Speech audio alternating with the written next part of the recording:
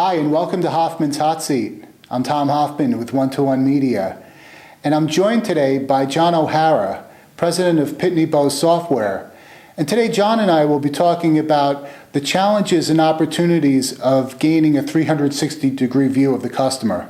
John, thanks so much for joining us today. You're welcome, Tom. Thank you. So, John, what do you find are the biggest challenges that companies face when they try to develop a 360-degree view of the customer? Well, you know, Tom, first of all, there are so many companies out there right now that are looking to grow revenues by better understanding their customers. Many of them have these projects called KYC, Know Your Customer, and that involves getting this 360-degree view of their customer. And it all begins, first of all, with data.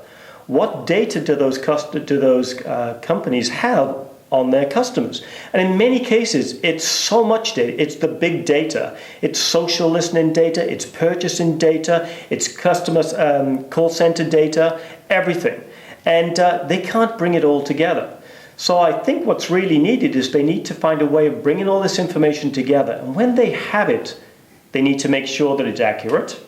In other words, that it's cleansed. It's no good if they have several different John O'Haras in their databases, right, different spellings and so on. They need to make sure that it's a valid address. They need to then enrich the data to make sure that they can build up as big a profile as possible to get that 360-degree view. So it's pulling all the data together and then enriching it with, for example, I don't know, location.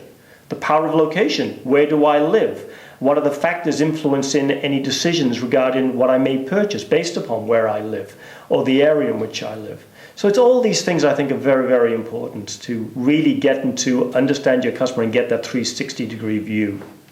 That's great. And and as you know, there are a lot of companies that struggle with where do we start? How do we actually, with the information that's coming in from so many different channels about customers, what are some recommended starting points for launching on this? Well, the first thing I would start with is a customer data management strategy. I mean, most people have heard of MDM, Master Data Management. I guess it's really, though, beginning with customer data management, and very much along the lines of what I've just been talking about. And that is, they have to kick off a project that basically pulls together all of this customer data from a number of different sources. They need to make sure that it's cleansed, that it's accurate, that it's verified, and that it's enriched. And that in itself is a major project that they need to undertake, typically with the help of the IT department, but also touching the marketing departments and the sales departments and so many others. Once they've done that also, they need to think about, well, how can I basically connect all the channels in the future that are in my organization? Many organizations, and initially ours before we started our own Drink Your Own Champagne project, was a company that began to touch its customers through so many different channels, through so many different departments.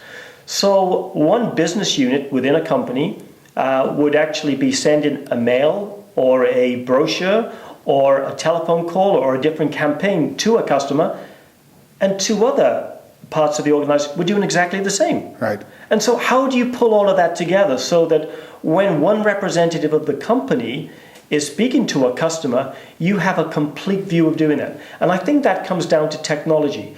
Technology which will allow you to manage all of the multi-channels and to connect the different disparate channels that are used to actually communicate with a customer and to interact with the customer. Right, and as you pointed out, also to eliminate waste and redundancy as well. Quite right, absolutely.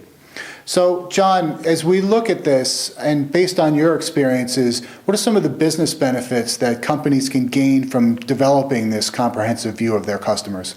Well, I think the benefits are, there's the hard and the soft, if you like. Right. From the hard side, then, just by being able to know your customer and being able to know what you're going to target that customer with, it's all about segmentation.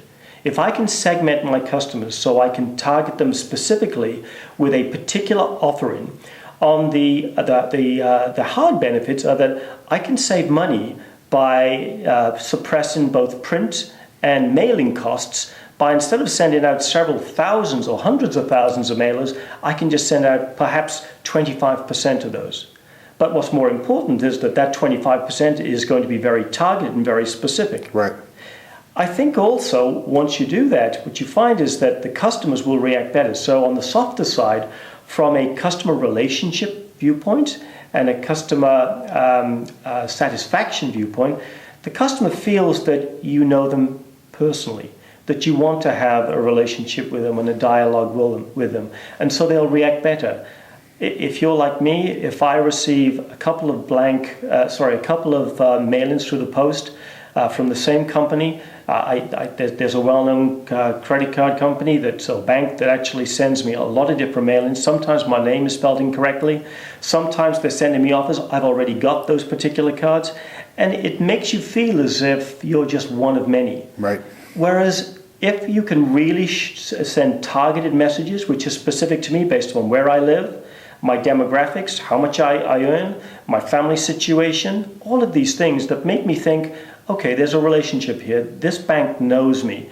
Then I'll be much more likely to want to do business with them and to build that relationship with them going forward. So that's what I mean by both the hard and the soft benefits. Sure. And as you pointed out, companies that are demonstrating that they're making an effort to understand what it is that their customers may want or need based on the information that they have about their customers. Absolutely right. Yeah. That's right. Yes, yes. So, John, are there examples of companies that you can point to that have really done an effective job of pulling together customer data from different channels and then acting on that?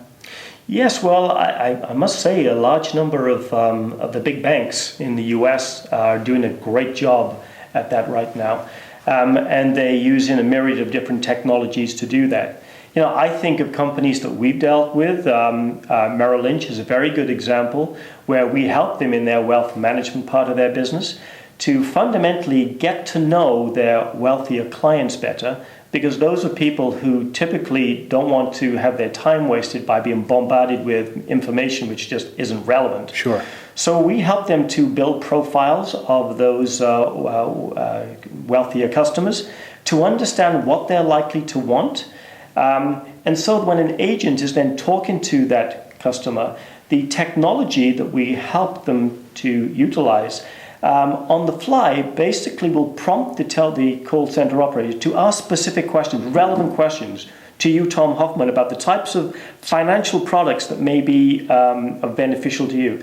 And if you don't want them, then the technology will prompt the next question, and so on. So it is assisted selling, very powerful assisted selling, based upon real-time interactions with a customer. So that's what we do with Merrill Lynch. We do something very similar also with US Bank, but more to do with the segmentation of their customers again. So help them to identify a percentage of their customers, the persuadables as we call them, rather than the people who are lost causes or people who are going to buy anyway, or people who, if you do contact them, it could have a negative impact. So it's all about finding out that 25% of the target base that are really going to be persuadable. We've helped US Bank with technology to identify what that 25% is, and in so doing, suppress print costs and mail costs and delight their customers better. So those are two examples. Okay, great. Well, these are terrific examples, John. Thanks. And thanks for joining us today. Not at all, Tom. Thank you very much. I've enjoyed it.